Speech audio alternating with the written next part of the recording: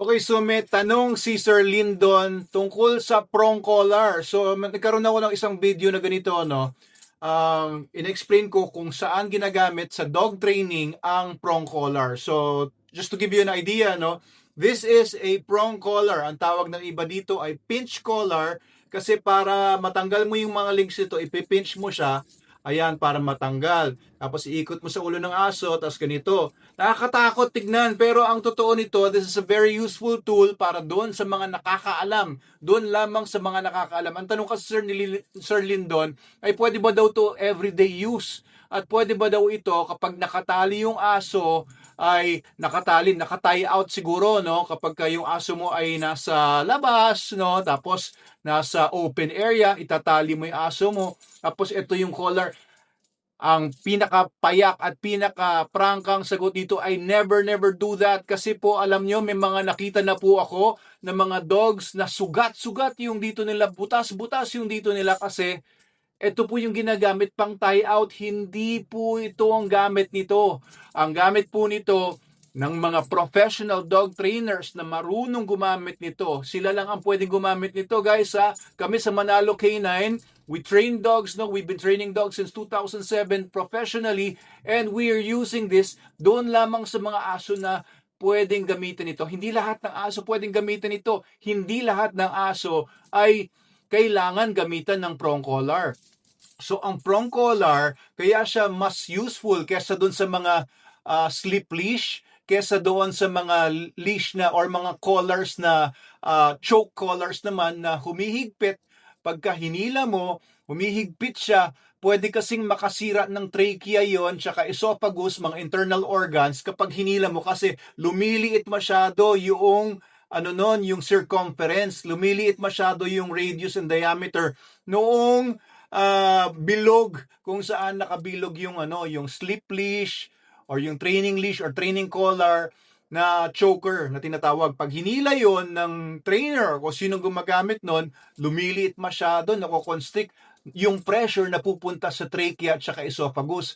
Pero itong collar, kung ginagamit ito ng tama, yung pressure points nandito lang sa mga dulo nito. Kaya konting-konti lang hila nito doon nung trainer na marunong at mararamdaman na kaagad ng aso na hindi siya dapat manghila ng malakas, hindi siya dapat, alam niyo yun, magpumiglas. And hindi po ito pwedeng gamitin basta-basta ng mga hindi marunong. May tamang sukat din. Pagka nakasukat ito sa leeg ng aso, kailangan po hindi sobrang higpit, hindi rin sobrang luwag. Kasi pag sobrang luwag, makakalas lang po ito, matatanggal lang din sa ulo ng aso. Delikado kapag hindi makontrol yung aso.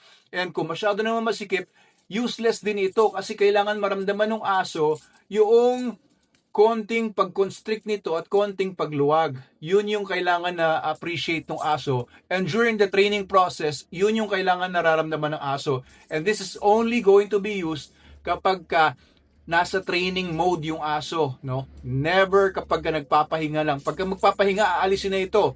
Or yung iba, nililive lang ito pero tatanggalin na yung leash dito sa ring nito at ilalagay na doon sa harness niya o kaya doon na sa flat collar niya.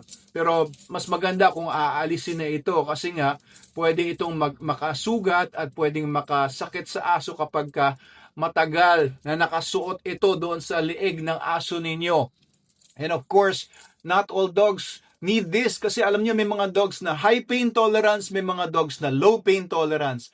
Kapag kayo mga dogs pwedeng i-correct by verbal methods, by konting tapik lang doon sa balikat ng aso. Kung makukorek na yung aso sa ganung paraan, then just do that. Huwag kayong gumamit nito.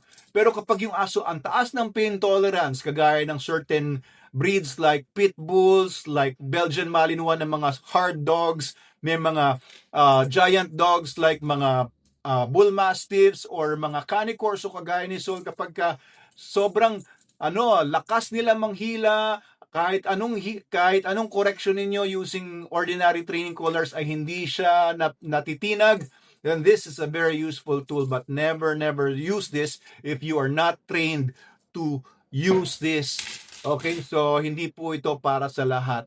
Okay, so yun po yung sagot po natin. If you want your dog to be trained professionally, mag-message po kayo sa amin sa PM or dito sa comment section sa baba. Sabihin niyo po sa amin kung saan yung area ng location ninyo para mabigyan po namin kayo ng free one session na home service, one session dito sa Metro Manila, no? And we can also arrange kung nasa Rizal kayo or Bulacan or mga nearby provinces, we can give you a free one session dog training para makita ninyo kung ano yung ma-evaluate din ng trainer namin yung aso ninyo, makita din kung ano yung kailangan niya, kung ano po yung pwedeng gawin in terms of training doon sa aso ninyo. And we will be giving you that session for free without any strings attached. Pero of course, no, makikita ninyo kung bakit magiging very useful ang formal training sa aso ninyo.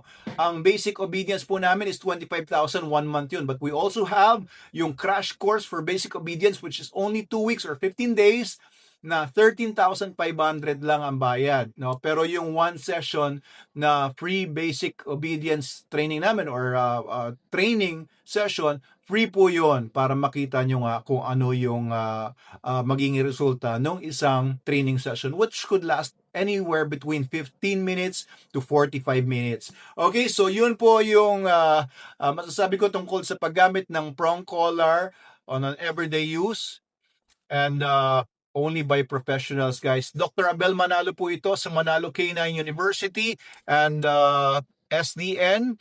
No, the best dog food in the multiverse. Ito po yung pinapakain namin sa mga dogs namin kapag under training sa amin. No, this is the best dog food in the multiverse. Please follow and share this video, lalo na sa mga kakilala nyo na nagtitrain ng mga dogs or kakilala nyo na gusto mag-train ng mga dogs para po hindi sila magkamali sa paggamit ng prong collar.